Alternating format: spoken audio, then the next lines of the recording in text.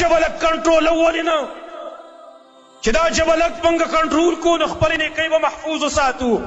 حسن بصری رحمت الله تعالی علیه آته یو سړی راغی ویلې ان فلانا قد اغتابک، پلانی سړی ستا غیبت کړی دی.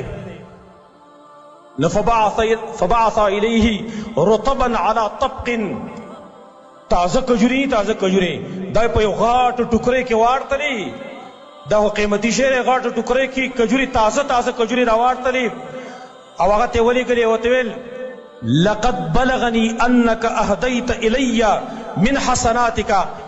رور ویل ما ته خبر را رسیدلې دی چې تا ما ته خپل نیکۍ را لېږلې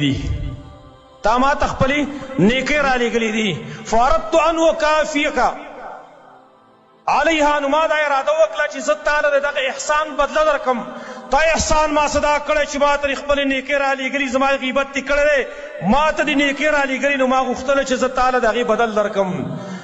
فاعذرني فاني لا اقدر ان اكافئك على التمام. لیکن دومره خبره ده، معذرت غواړم.